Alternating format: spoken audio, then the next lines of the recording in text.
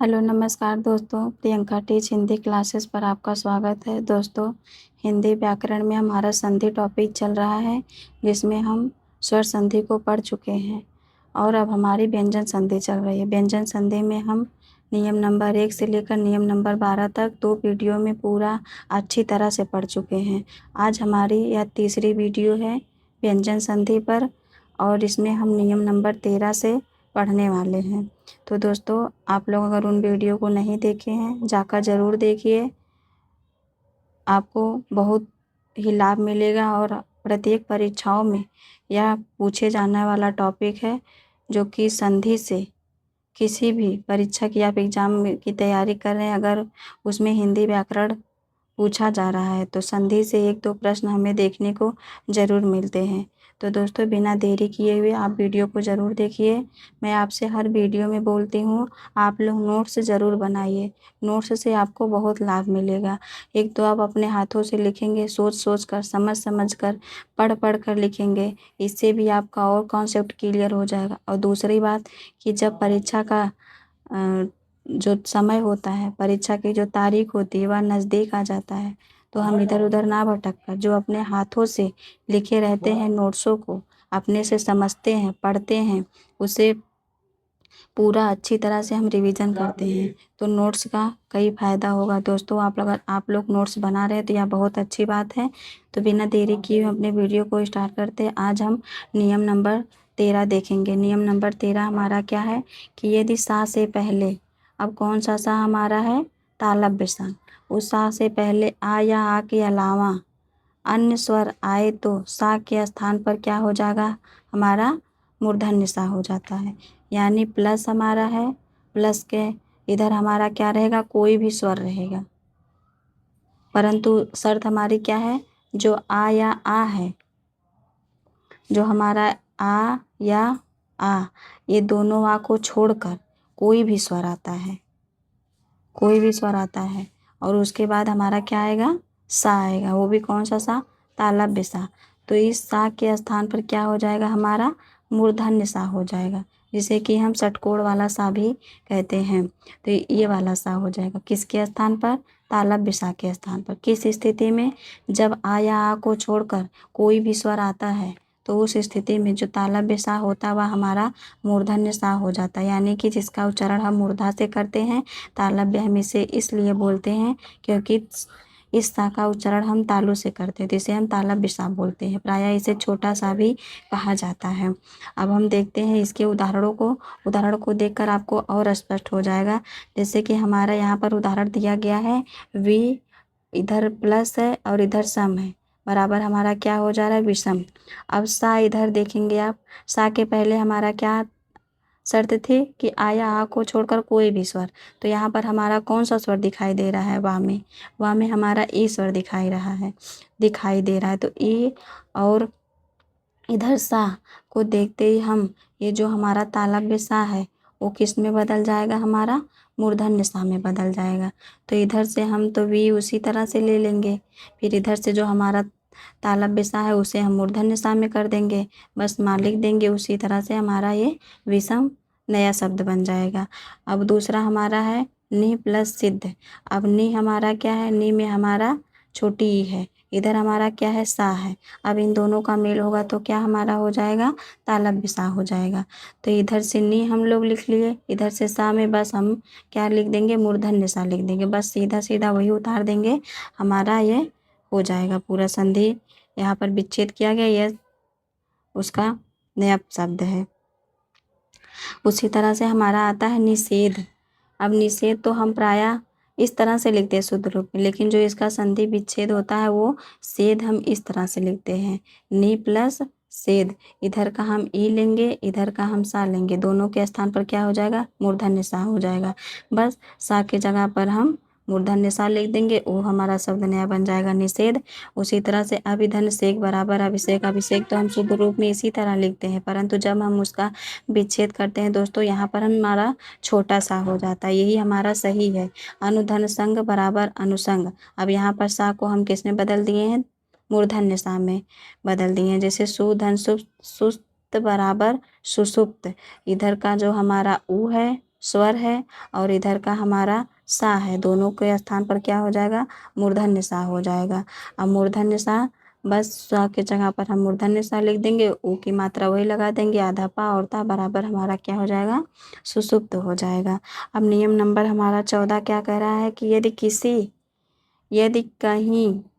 यदि किसी शब्द में कहीं पर त्रा आए, रा आए, या फिर पूरा रा आए, या फिर आधा मूर्धन्य सा, या फिर पूरा मूर्धन्य सा हो, एवं उसके बाद यानी प्लस के इधर हमारा क्या रहेगा, त्रा रहेगा, रा रहेगा, चाहे वह आधा रा हो चाहे पूरा रा हो, फिर उसके बाद सा रहेगा या फिर पूरा सा हो, आधा सा हो, फिर प्लस के बाद हमारा क्या रहेगा, कहीं पर भी ना आता हो, चाहे बीच में भी ना आ जाएगा, चाहे मध्य किनारे पर भी ना आ सकता है, बस ना आना चाहिए, चाहे जहाँ ना हो। किस स्थिति में, जब प्लस के आगे हमारा ता रा सा रहेगा, तब उसके स्थान पर हमारा क्या हो जाएगा, जो ना है वह ना के स्थान पर हमारा क्या हो जाएगा दोस्तों, ड़ा हो जाएगा। जो हमारा ये लास्ट वाला ना रहेगा, इसको हम किस में बदल देंगे, ड़ा में बदल देंगे।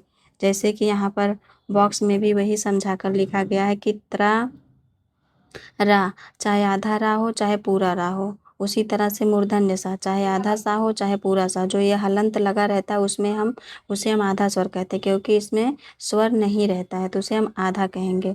फिर उसके बाद कहीं पर भी ना वर्ण आए, चाहे बीच में भी आए चाहे किनारे पर भी आए, तो दी गई शर्त के अनुसार ना का परिवर्तन किस में हो जाएगा, हमारा ड़ा में हो जाएगा। अब यहाँ पर हम उदाहरण को देख लेते हैं। हमारा जो उदाहरण है, परि प्लस नाम बराबर परिणाम। अब यहाँ पर जो हमारा रा आया है, परि का हम रा ले लेंगे, इधर हमारा क्या होगा, ना होगा, तो इन दोनों के स्थान पर हमारा क्या नियम था, रा हो जाएगा। बस इधर से हम परि लिख लेंगे, इधर से ना के स्थान पर हम ड़ा लिख लेंगे, मात्रा वही लगा देंगे, बस हो जाएगा हमारा परिणाम। अब ये ना आगे भी आ सकता है, देखिए दूसरे उदाहरण में ना पीछे भी आया है, यहाँ पर भी पीछे आया, तो ना कहीं पर भी, बस ना हमारा होना चाहिए। उसी तरह से नार प्लस अयन बराबर नारायण, राम प्लस अयन बराबर रामायण। अब यहाँ का हम जो ना है, बस ना को हम किस में बदल रहे हैं, ड़ा में बदल रहे हैं, यही आप लोग ध्यान में रखेंगे। उसी तरह से भर प्लस अन बराबर भरण। अब भर हमारा है, अब भर क्या है, भर में हमारा आधा रा है, आधा रा है, इधर हमारा अन है। अब जब ये हमारा स्वर जाकर रा में मिल जाएगा तो हमारा क्या हो जाएगा, पूरा रा हो जाएगा। अब बस ना को हम क्या लिख देंगे, ड़ा लिख देंगे। शर्त तो हमारी यही थी ना कि ना को हमें ड़ा में बदलना है, तो क्या हो जाएगा, शब्द हमारा भरण हो जाएगा। उसी तरह से भूस प्लस अन क्या हो जाएगा, हमारा भूषण हो जाएगा। अब भूषण कैसे हुआ, वही स्थिति हमारी रहेगी, इधर हमारा भूस है, इधर हमारा अन है, तो यहाँ पर हमारा आधा मूर्धन्य सा है। अब ये आकर इसमें मिल जाएगा तो ये हमारा पूरा हो जाएगा, बस ना को हम रा लिख देंगे, हमारा क्या बन जाएगा, भूषण बन जाएगा। इसमें भी कुछ अपवाद की स्थिति होती है, जैसे कि ना के पहले इधर हमारा ना है, इसके पहले यदि चा वर्ग का चा छा जा झा, चा वर्ग का कोई भी आता है वर्ण, फिर उसके बाद टा वर्ग का कोई भी आता है, चा वर्ग का आता है, टा वर्ग का आता है, या फिर ता वर्ग का, इनका कोई भी वर्ण आए, या फिर कौन सा सा आए, तालव्य सा या फिर मूर्धन्य सा आए, तो ऐसी स्थिति में ना के स्थान पर ड़ा का प्रयोग नहीं किया जाता। यह हमारी अपवाद स्थिति में, जैसा कि हमारा नियम रहा था कि ना के पहले अगर हमारा सा आता है तब भी हम ना को ड़ा में बदलते हैं, परंतु ये अपवादित है। कुछ परीक्षाओं में अपवादित प्रश्न भी आते हैं दोस्तों। अगर चाचा जाझा ना के पहले आए, ताथा दाधा आए, टाठा डाढ़ा आए, या फिर तालव्य सा मूर्धन्य सा आए, तो हम ना को ड़ा में नहीं बदलेंगे। जबकि हमारी वास्तविक स्थिति थी कि जो हमारा मूर्धन्य सा है वो जब ना के पहले आएगा तो हम ना को ड़ा में बदल देंगे। अब हमारा अगला नियम है नियम नंबर 15। यदि दा के बाद का खा ता था यानी प्लस है, आप तुरंत लिख लिया करिए कि यहाँ पर बीच में प्लस, जैसे है कि बाद आए यानी दा के बाद, यानी दा के बाद यानी प्लस के पहले हमारा क्या रहेगा, डा रहेगा। अब प्लस के बाद हमारा क्या रहेगा, का खा ता था, पा फा, और तीनों चारों हमारे उष्ण व्यंजन आता है, यानी कि प्रत्येक वर्ग का पहला दूसरा वर्ण, यानी कि इधर का आता है, खा आता है, फिर ता आता है, था आता है, फिर उसके बाद पा आएगा और फा आएगा, और हमारा उसमें व्यंजन आएगा। उसमें व्यंजन हमारे 4 होते हैं, तीनों सा होता है, तालव्य, मूर्धन्य और दंत्य, और एक हमारा होता है लास्ट में हाँ। तो ये उसमें व्यंजन आएंगे। तो जब ये दा के बाद ये स्थिति रहती है तो हम दा को किस में बदल देंगे? तो जब दा को का खा, दा के बाद का खा, ता था, पा फा, और उसमें व्यंजन आता है, दा को हम ता में बदल देंगे।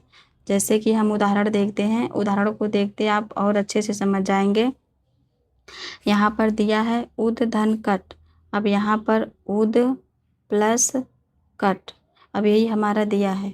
अब यहाँ दा के पहले प्लस है, प्लस के पहले हमारा क्या है? दा है, दा के बाद हमारा क्या है? का है। स्थिति तो हमारी यही थी, नियम ना, कि या तो का, या तो खा, या तो चा, या तो छा, या तो पा, या तो फा है, यही आता है, या फिर उसमें व्यंजन आता है। तो हम दा को किस में बदल देते हैं? ता में बदल देते हैं। बस आप उत लिखिए, फिर उसके बाद यहाँ पर हलंत वाला दा है तो हलंत वाला ता मतलब आधा बना देंगे, और यहाँ पर हमारा का है और टा है, तो ये हमारा नया वर्ड बन जाए, नया शब्द बन जाएगा क्या? उत्कट। उसी तरह से दूसरा उदाहरण उत्कृष्ट बराबर उत्कृष्ट, क्योंकि इधर का है हमारा, इधर दा है, तो दा को हम किस में बदल देंगे? ता में बदल देंगे। उद प्लस किरण बराबर उत्कीर्ण, यहाँ पर दा है, यहाँ पर का है, तो दा को हम किस में बदल देंगे? ता में बदल देंगे। तद धन काल बराबर तत्काल, सद धन कार बराबर सत्कार। ये जितना भी पॉइंट हाईलाइट किया गया दोस्तों, ये प्रायः परीक्षाओं में पूछा गया शब्द है। इसमें कौन सी संधि है, इस तरह से पूछ लिया जाता है। और इससे सबसे बड़ी बात, इसके संधि विच्छेद से पूछता है, क्योंकि यहाँ पर तो हमें प्रायः देखने में ता मिलता है और ऑप्शन में ज़रूर दिया रहेगा सत प्लस कार। तो हम अक्सर गलती कर देते हैं कि यहाँ पर ता है तो विच्छेद में भी हमारा ता रहेगा, बस हम ऑप्शन क्या कर देते हैं? टिक, सत प्लस कार बराबर सत्कार। तो ये जबकि हमारा ये गलत है। और संधि विच्छेद शुद्ध रूप क्या होगा? सद प्लस कार, क्योंकि नियम हमारा क्या कहता है कि दा को हम किस में बदल लेंगे? ता में बदलेंगे। उसी तरह से तद प्लस छड़ बराबर तत्क्षण। अब दूसरा हमारा जो है दा है, एक तरफ ता है। अब चाहे हमारा का खा रहे, चाहे ता था रहे, चाहे पा फा रहे, या फिर उसमें व्यंजन है, उसके ही स्थान पर यहाँ तो आप लोग देखेंगे एक साइड हमारा दा ही रहेगा, दूसरे साइड हमें देखना है क्या है। तो ता, दा और ता यानी विपत धन इति बराबर विपत्ति, विपत्ति। अब क्या यहाँ पर क्या हो जाएगा? दा को हम किस में बदल देंगे? ता में बदल देंगे।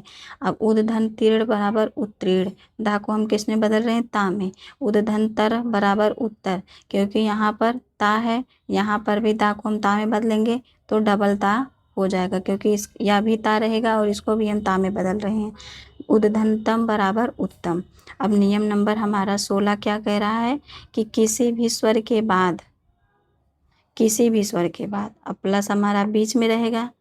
अब इधर हमारा कोई भी स्वर आए, आ ई उ री ए ओ औ, कोई भी स्वर आए, इसमें कोई शर्त नहीं, किसी स्वर को छोड़कर कोई स्वर आए, उसके बाद छा आए, चा छा वाला छा आता है, तो छा के पहले यानी कि जो हमारा यह छा है, छा के पहले हम क्या लगा देंगे? चा लगा देंगे, इस तरह से, वो भी हलंत वाला यानी आधा चा। इस तरह से जब हमारा बीच में दिखता है तो हमारी व्यंजन संधि होगी। नियम कौन सा लग रहा है? नियम नंबर 16 लग रहा है, क्योंकि कोई भी स्वर है उसके बाद अगर छा दिखाई देता है तो छा में हम क्या लगा देंगे? आधा चा लगा देंगे। इधर स्वर है, कोई भी स्वर हो, इधर छा है तो छा में हम क्या लगा देंगे? चा लगा देंगे। अभी उदाहरण आप देखेंगे तो आपको और स्पष्ट हो जाएगा। जैसे कि यहाँ पर हमारा उदाहरण है परि प्लस छेद बराबर क्या हो जाएगा? परिच्छेद। अब यहाँ पर तो हम परि लिखे, यहाँ पर हम क्या लिखे? छेद लिखे। तो इसका जो हमारा परि में क्या हमें मिला? ई मिला। ई क्या हमारा है? स्वर है। अब यहाँ पर हमारा क्या मिला? छा मिला। अब जैसे ही छा के पहले कोई स्वर आता है तो हम छा में क्या लगा देंगे? छा में हम आधा चा को लगा देंगे। इन दोनों के परिवर्तन से हमारा यही नया परिवर्तन होगा। तो परिच्छेद को हम किस तरह से लिखेंगे? इस तरह से लिख देंगे। अरे परि लिखेंगे, फिर यहाँ छा के पहले आधा, फिर जो हमारा छेद है उसी को हम उतार लेंगे, क्या हो जाएगा? परिच्छेद हो जाएगा। तो क्लियर है दोस्तों? आप लोग कमेंट में बताएंगे कि आपको समझ में आ रहा है कि नहीं। दूसरा हमारा उदाहरण प्रति प्लस छाया बराबर प्रतिछाया, क्योंकि यहाँ पर हमें ई मिल रहा है और यहाँ पर छा मिल रहा है। तो ई और छा के जब हमारा कोई भी स्वर है और दूसरे पर हमारा छा है, तो छा के पहले हम क्या लगा देंगे, आधा चा। अनु प्लस छेद बराबर अनुच्छेद, क्योंकि यहाँ पर उ हमारा स्वर है। उसी तरह से आच्छादन, आ प्लस छादित बराबर आच्छादित, आ क्या है, स्वर है। स्व प्लस छंद बराबर स्वच्छंद हो जाएगा। उसी तरह से हमारा वृक्ष प्लस छाया क्या हो जाएगा, वृक्ष है, क्योंकि यहाँ पर वृक्ष में जो हमारा आ स्वर छिपा है, उसी तरह इसमें भी जो आ स्वर छिपा है, उसके बाद छा आया है, तो छा के पहले हम चा लगा देंगे। तो दोस्तों आज हमारा व्यंजन संधि पूरा कंप्लीट हो गया है। हम एक एक नियमों को बहुत ही अच्छी तरीके से पढ़ चुके हैं। अब इसके बाद हमारे जो तीसरी संधि है, विसर्ग संधि, शुरू होगी।